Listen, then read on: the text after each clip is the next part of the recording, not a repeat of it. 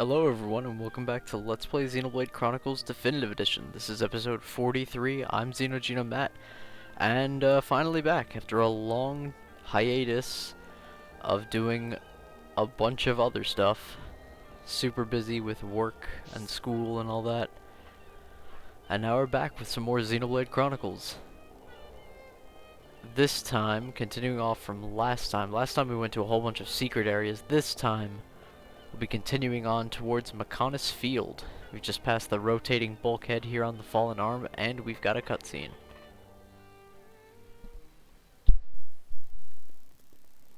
Bionis and Mechonis.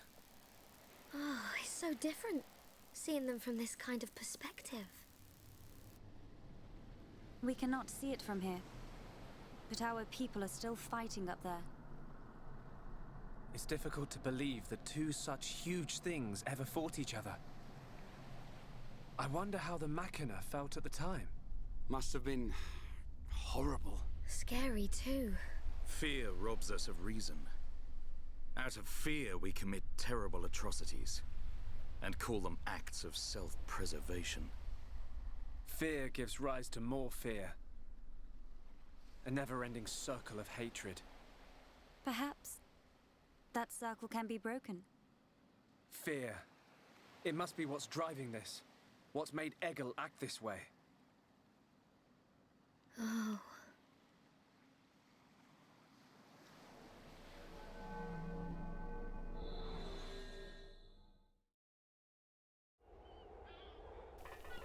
Onward we go.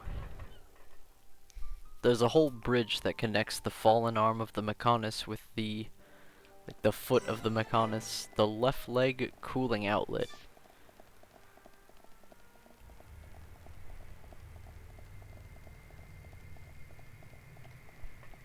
And here we are. We are now inside the Mechonis. And just as you'd expect, all machinery. Not so much of a field, is it?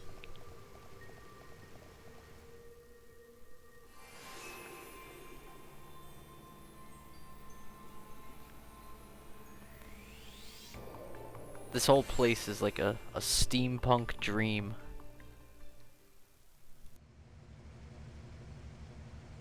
We're inside the Mechonis. Just how I imagined it. It's all totally mechanical.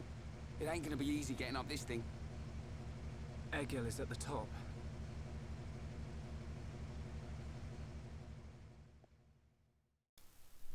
Then to the top we'll go. Now Mechonis Field is a bit of a slog, admittedly. It's lots of fights. Got a modern blue gear. Lots of fights. Lots of just meandering around, getting various things and whatnot. Like down here. Here's one of the 4 memory 925 pieces that one of the Machina injuncts asks us to get. Let's see how we are against the local inhabitants. So now in this area, all of the Mechon now have like names to them. So this is the M55/Grace. And here's the M68/Cord. I'm just running a pure damage team of Shulk, Fiora, and Dunban. And we'll be generating chain attacks like crazy.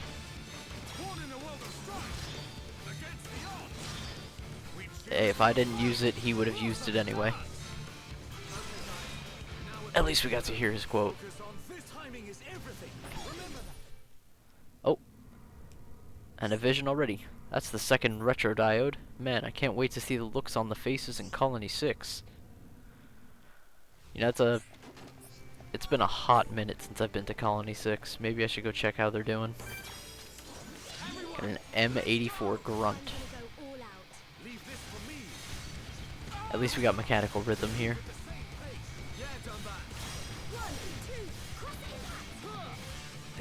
This should be good. I don't necessarily want Fiora drawing all the aggro. Dunban if you could.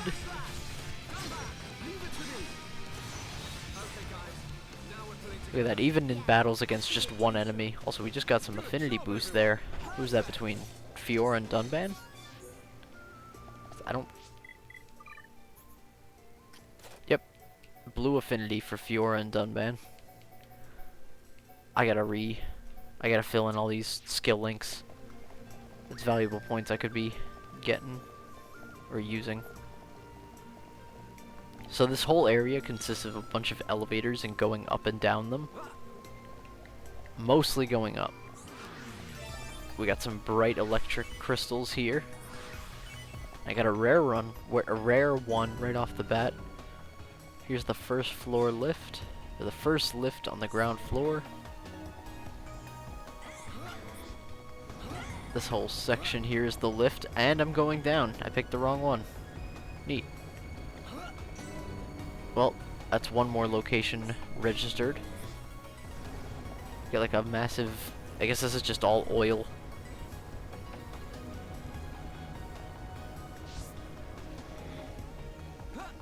Let's see, there is a secret area that you can jump down to, which is just like an open oil can or something. We'll be jumping down to that later. Gonna take on this Gabagoo. Let's get him.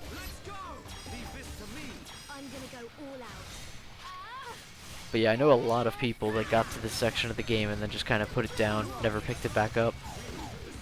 And it's definitely worth getting back to if that was you. I feel like Mechonis Core is kind of the most not Mechonis Core, jeez. Mechonis Field is the most meandering and like kind of fight heavy part of this, of just, you know, walking, fighting. Not too much in the way of story progress, but what can I say? It's over sooner than you think as well, which seems counterintuitive now that I said it's a slog, but it's a slog while it is, but then like it's over fairly fast.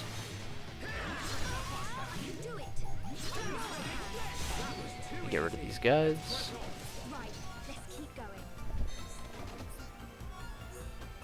Got some good stuff there. I'm gonna avoid him if I can. I can't. Oh, story. What's up, Shulk? Look, it's a switch to activate a lift. If we can get it to work, it should take us up. Ricky want to ride lift? We can't. There's no power going to it. Boring! What do we do? Well, if we could find the main power supply... Okay, people, let's get looking. Yeah. If we can connect the power to the switch, we should be able to use the lift.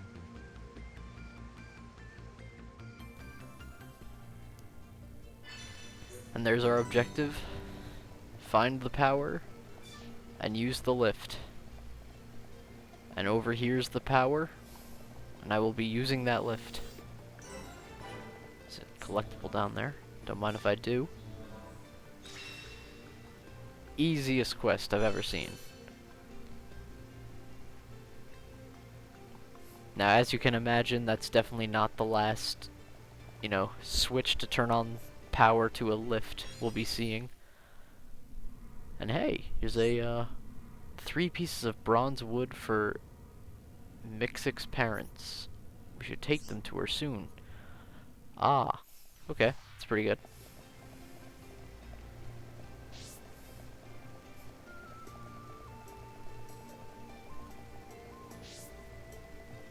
Back over here at the second lift. Let's call it.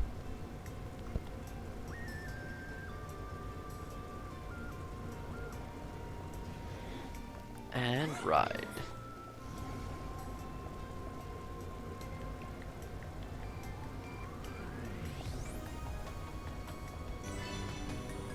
Yep, get the third lift moving. Use the first floor master power panel to get the cylinder activation panel on the floor working. Okay.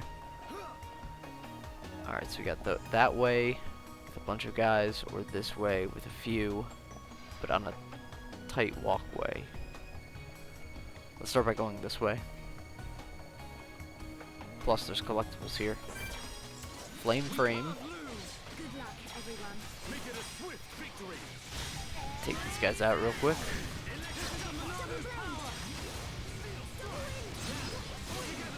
I think I'm gonna start running some smaller side projects along with this one while I continue working on Xenoblade.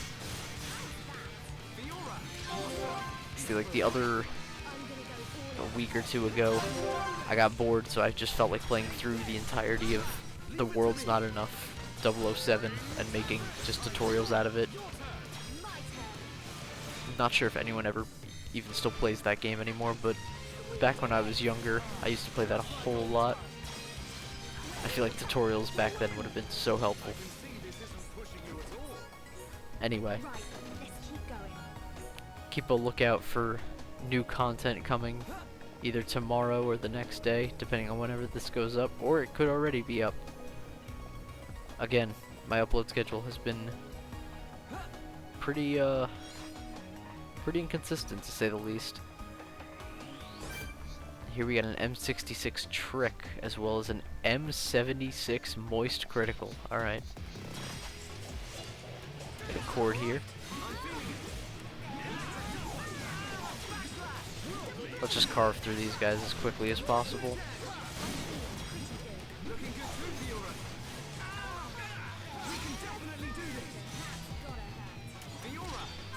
There we go. Getting the affinity between party members flowing.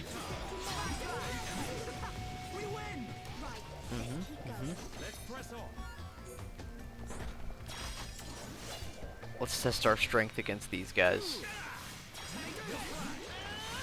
Now the Trick isn't a boss enemy, he's just a pretty strong normal enemy. Go with Buster. In fact, I probably should have saved that. Soaring Tempest. That's huge.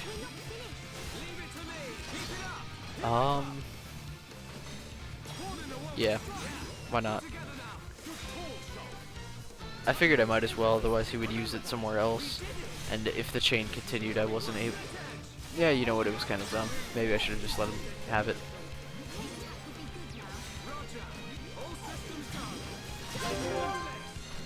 I think this Moist is done. I really wonder how Eggle or whoever came up with these names, like he looked at this robot and said, "Ah yes, the M72 Moist, ultimate classic Mechon." I don't know why Eggle slowly turned into like Wario there, but I guess he did. Reinforced unit and reinforced plate.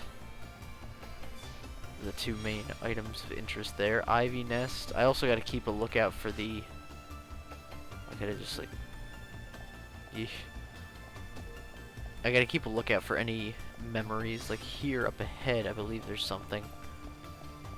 Though that might not be till later, because depending on the elevation of it. Oh no, it's down there. Oh, can I even get down there? Oh, case in point, I gotta backtrack sometime. We got another fight up ahead, and they're guarding the switch, this M84 grunt. Good luck, everyone. On the bright side, we're almost at level 58.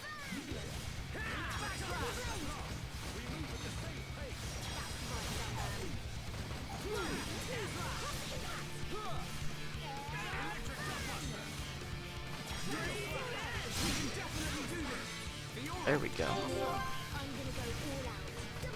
Ah, yes. Topple the enemy with a spike. Let's finish this trick off. Worldly Slash, and end it with Double Blade.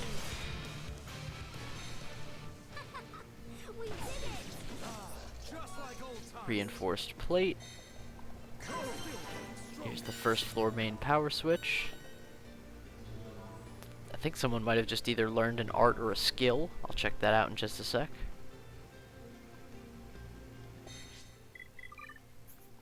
It was a skill. Okay. Dunban learned Mind of the Warrior. Reduces depletion rate of party gauge outside of battle. Melia finished her reliability skill tree. Grants immunity to ether down debuff. So I'll set her to honesty. And Charla got adrenaline. Increases tension when taking damage. That's useful. What's down here? Okay, here we go. Acerola. I probably just butchered the pronunciation of that word.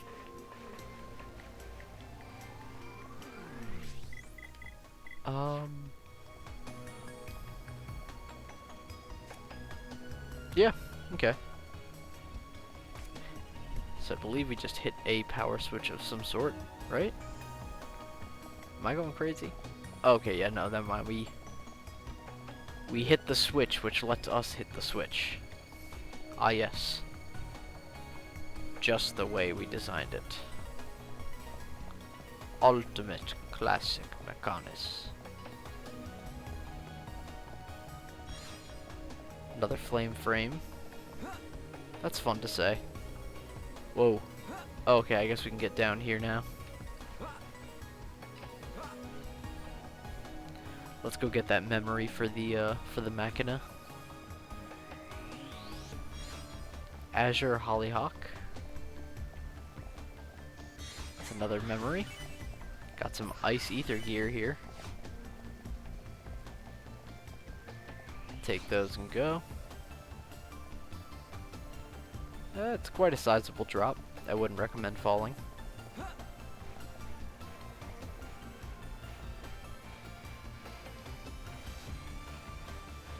I think I'm going to try to keep these videos to around 20 minutes from now on.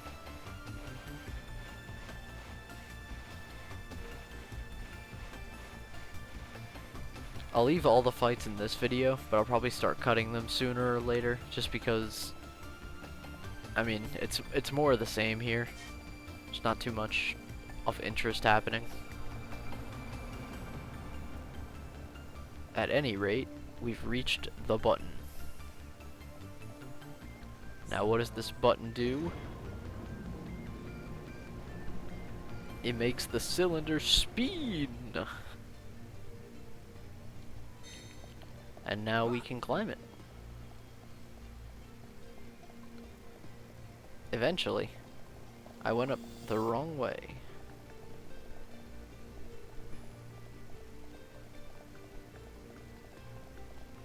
It's the Great Spiral. Looks like a slide, kinda.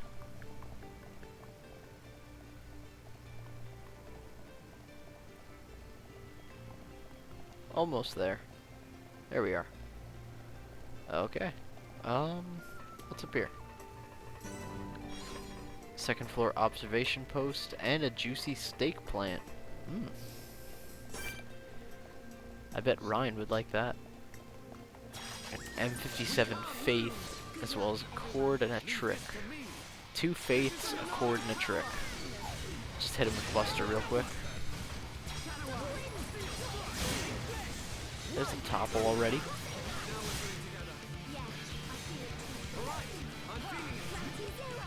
Everyone is after either Shulk or Fiora. Dunban is doing an excellent job at not gaining any aggro whatsoever. Thank you, Dunban. My ancient agility tank. Let me switch over the trick here.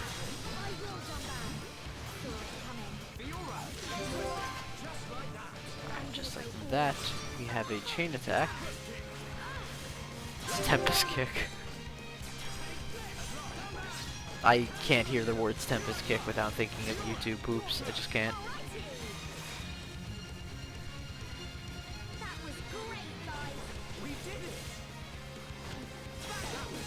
There we go.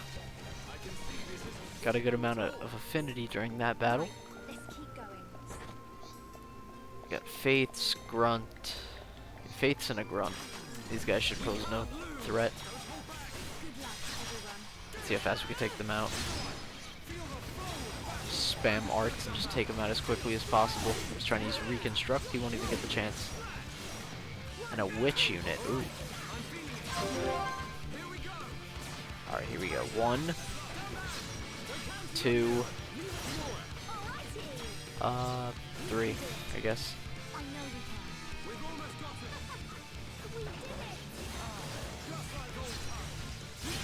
Too little too late with the Reconstruct, buddy. We've definitely gotten stronger. Alright, 2 more in our way, 2 grunts. M84s. I think we could definitely take them. I'm probably going to switch up the party sooner or later. I feel like this team has definitely proven itself worthy.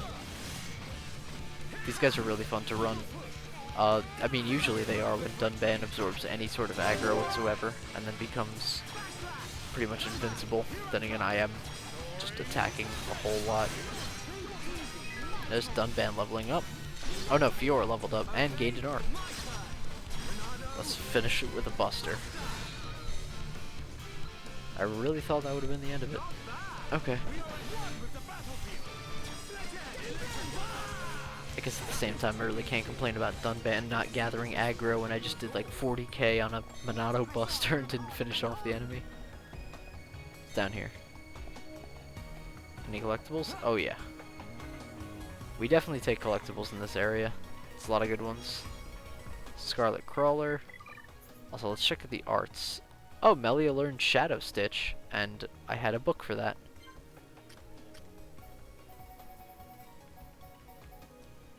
Power Drain? Creates a special field that absorbs strength, perhaps? Oh, she got second gear. Maybe it was second gear. Second gear is really good. Tense all the muscles in the body, increases physical arts damage. This is a godsend. I'll take that over zero gravity.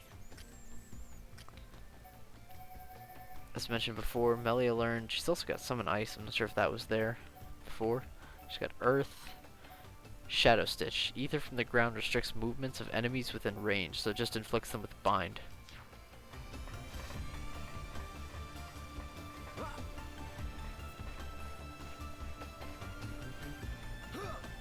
Oh, goodbye Dunban. Sweet Pepper.